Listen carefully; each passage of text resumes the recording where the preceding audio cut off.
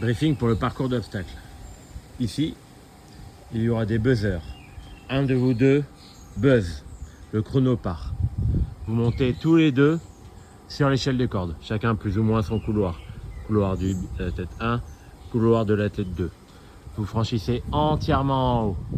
Vous passez comme vous pouvez, comme sur la vidéo sur Instagram, ou la façon dont vous l'inventez, tant que vous passez par-dessus le bois. Vous redescendez le filet ou vous sautez. À vous de trouver la bonne solution tant que vous ne blessez pas. Ici, il y aura une corde, enfin il y aura deux cordes. Une corde ici, une corde ici. Départ du sol. En sautant, avec les jambes, sans les jambes, comme vous le souhaitez. Il faudra obligatoirement toucher la poutre en bois, arriver en haut. On redescend de la corde. Échelle de singe, pont de singe. Un couloir également par athlète. Vous pouvez vous aider pour monter. Il n'y aura pas cette chaise là, par contre. Vous pouvez utiliser les anneaux pour commencer à grimper, c'est-à-dire en agrippant l'anneau et ensuite en tractionnant pour arriver à la première barre. Les barres sont vraiment hautes. Je fais 1,80 m et la barre est encore 30 cm de plus que moi. Mais vous pouvez vous aider pour sauter. Le standard, je me fiche de tant que vous êtes obligé de passer en dessous. Je me fiche de comment vous arriviez tout au bout là-bas. Le but, c'est d'avoir les deux mains sur la première barre, les deux mains sur la dernière barre, tant que vous passez en dessous. C'est-à-dire que vous pouvez avancer tous les 3 barreaux, tous les 2 barreaux, mettre une seule main par barreau, ça m'est totalement égal, tant qu'il y a les deux mains sur le premier barreau, les deux mains sur le dernier barreau. Troisième, mur d'assaut avec corde.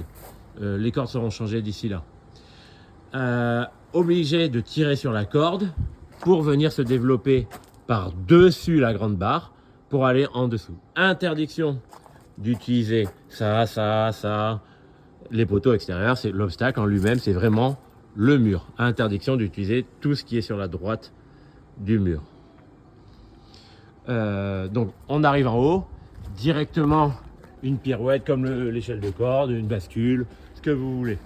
Vous arrivez de l'autre côté, je vous conseille de vous laisser pendre et vous vous laissez tomber de ce niveau-là. Pareil, comme à l'aller, interdiction d'utiliser ça, cela, tout ça, etc. On reste dans l'axe du parcours. Mur incliné, il suffit simplement de venir passer et passer de l'autre côté, qu'importe. Petit mur d'assaut qui n'est pas très haut par rapport à l'autre, il n'y a pas besoin de corde. On donne un appui ou on saute directement et on passe. Interdiction également d'utiliser cette partie-là, tout ça. On reste bien dans la partie obligatoirement du mur d'assaut. On le traverse. Sur les grandes barres, les barres qui sont hautes, vous passez obligatoirement par dessus. En faisant une bascule, en faisant en passage en barrage, en chat, etc. En faisant une roulade par-dessus, ça m'est égal. Tant que vous passez au-dessus. Un couloir également par athlète. Les petites barres, on passe en dessous.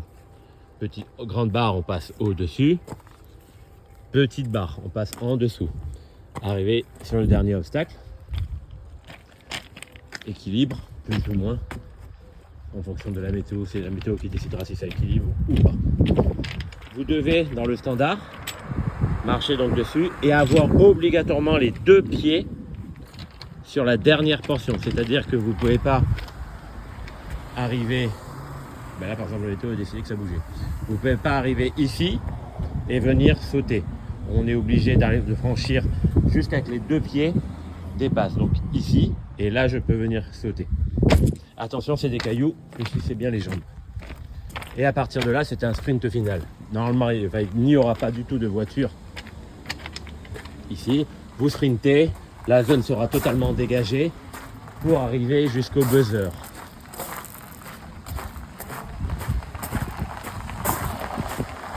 Jusqu'au buzzer, tout ça sera dégagé. Il y aura un grand couloir de passage. Comment pouvez-vous vous aider ? Si un des deux athlètes a franchi entièrement l'obstacle, il ne peut pas revenir de l'autre côté chercher son pote. Comment expliquer? Ce sera plus simple sur le grand mur d'assaut, par exemple. Ça sera exactement la même chose sur tous les obstacles. S'il y a Bob, il est très fort en parcours et Michel, il est absolument pas fort en parcours. Mais Bob a pris trop de vitesse, il s'est lancé dans le truc, il a fait son parcours à lui-même et il a franchi, il est de ce côté-là. Il n'a pas le droit de revenir aider son pote. Tant qu'il est sur la moitié, il peut l'aider. C'est-à-dire il peut rester en haut pour le tracter, il peut. Il peut rester en bas, il peut le pousser, il peut. Mais une fois qu'il a franchi l'obstacle, il n'a pas le droit de venir l'aider. Et ça, c'est pareil pour tous les obstacles. L'échelle de singe, s'il y a un grand et un petit, le grand il aide le petit à monter et que le petit d'un coup et que le grand il passe entièrement sur l'obstacle et le petit il tombe en cours de route, le grand ne pourra pas retourner le chercher pour l'aider. Une fois que l'obstacle a été passé, on ne peut pas faire marche arrière. Si vous ne pouvez pas franchir un des deux obstacles, c'est déjà il y a un minimum de vraies tentatives sérieuses, ça ce sera le juge qui va décider si la tentative était sérieuse ou non, ou si vous avez juste fait semblant de vouloir passer l'obstacle.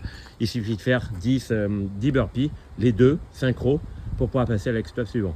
Mais le juge doit bien valider, ok, ça c'était une vraie tentative ou c'est juste une fausse tentative pour faire semblant de passer un obstacle, comme on peut déjà le voir sur les courses spartanes ou quoi que ce soit. Voilà pour le briefing du parcours d'obstacle. Bon courage à vous. Ah oui, et vous n'aurez pas le droit de tester le parcours avant votre heure de passage. Comme ça, tout le monde a les mêmes chances. Ciao!